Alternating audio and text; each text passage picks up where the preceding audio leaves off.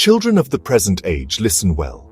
A great forgetting has settled upon the minds of many.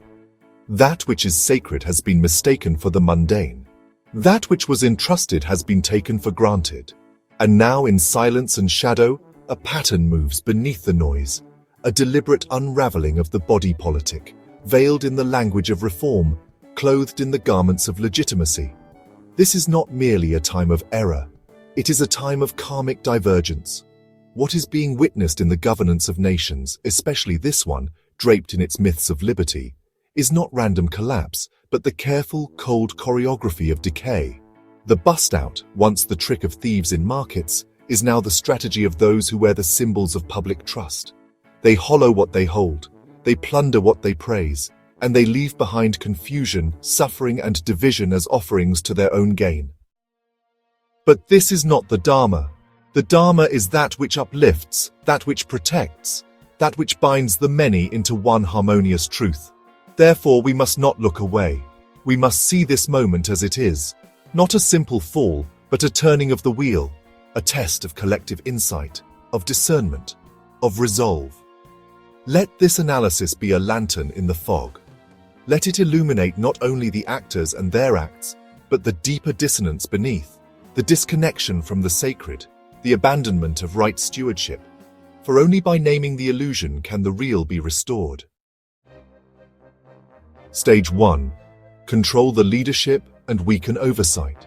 In any bust-out scenario, control is the prerequisite.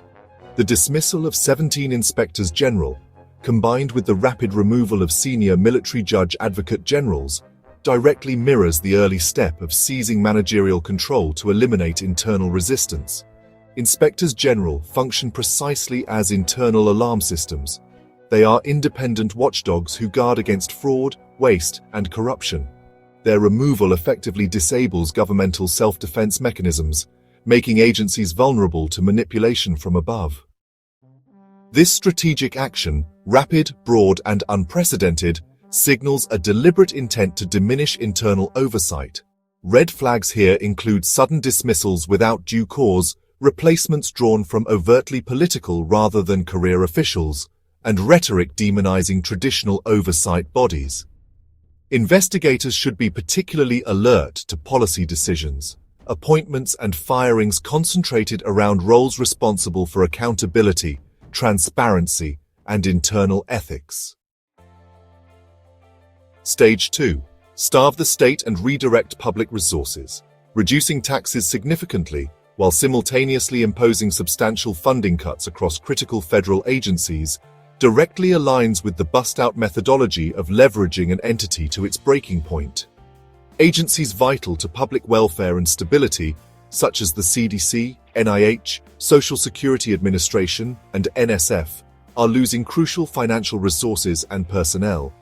Concurrently, funding is redirected toward politically loyal or private entities, such as the Department of Government Efficiency under Elon Musk, and favored private contractors positioned to replace public functions. The intent here is not merely fiscal conservatism. It creates conditions in which public systems inevitably fail, justifying further privatization. Red flags include aggressive tax reductions combined with sudden severe budget cuts to vital public services, strategic budget increases for privatized functions, and the appearance of favored private actors rapidly filling the voids left by these cuts. Investigators and media should probe particularly for undisclosed financial interests, hidden contracts, and privatization deals made hastily and with limited oversight or competition. Stage 3. Loot public assets and prepare for privatization. The liquidation or privatization of publicly owned assets, over 400 federal properties identified for sale, including critical offices used by IRS and Department of Labor, illustrates the hallmark bust-out stage of asset stripping. Simultaneously, entire federal programs like USAID, IMLS, and NSF grants are abruptly defunded, their resources becoming opportunities for privately operated alternatives or simply vanishing into private profit centers. This is extraction, clear and simple. Public assets developed and maintained at taxpayer expense are transferred into private hands, often at undervalued rates. Red flags include rapid, non-competitive asset sales, involvement of politically connected buyers, loss of public transparency on property disposition, and sudden shifts from publicly managed to private or semi-private operation. Investigative scrutiny should concentrate on tracing ownership, verifying fair market valuation, and uncovering hidden beneficiaries and conflicts of interest. Stage 4. Undermine core functions and accelerate systemic instability. The widespread simultaneous weakening of crucial government functions, Social Security Administration job cuts risking benefit disruptions, IRS staffing reductions hampering tax enforcement, CDC data cuts undermining public health surveillance, reflects the bust-out tactic of intentionally weakening core operational capacity. Intelligence agencies, including the FBI and CIA, traditionally insulated from rapid structural shifts, now also face budget constraints, indicating that systemic destabilization may extend even to national security apparatus. The deliberate speed and scale of these cuts suggest intent beyond mere efficiency. These actions appear aimed at eroding trust in the state's capacity to deliver critical public goods and services.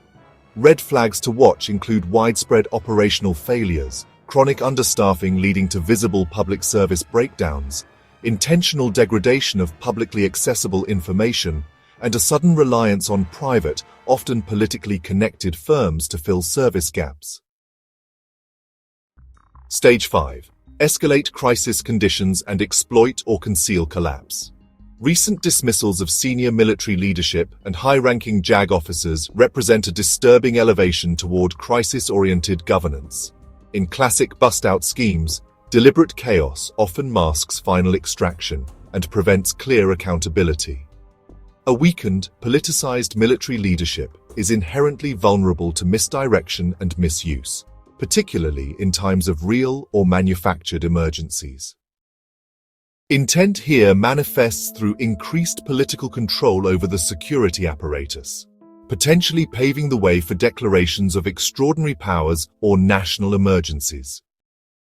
Red flags include aggressive rhetoric around perceived internal threats, politicized military appointments, broad invocation of emergency powers without transparent justification, and the targeting of media or institutions that might independently report crises objectively. Know this: the Dharma does not vanish in an age of destruction. It sleeps, and then, through the voices of the alert and the actions of the brave, it awakens. This analysis is not prophecy. It is diagnosis. It does not seek vengeance but awareness. The pattern we have traced, the silencing of oversight, the starvation of the commons, the sale of the sacred, the degradation of function, the courting of crisis, is not destiny. It is design. And every design can be disrupted by a greater principle, a deeper truth. To those who feel powerless, you are not. To those who feel paralyzed, you are not. Even a whisper of clarity can pierce the storm. Even a single act of truthfulness can shift the karma of a nation. This is not a call to panic. It is a call to presence, to skillful seeing, to wise speaking, to compassionate yet unwavering resistance to the machinery of collapse. The future is not fixed, but neither will it wait forever. What you name now, what you expose now, what you protect now, this becomes the soil of the world to come. And so return to your work with eyes open and heart steady. This is the Dharma of awakening amid collapse. To choose clarity where others choose confusion. To choose care where others choose conquest. And to choose truth again and again until it blooms.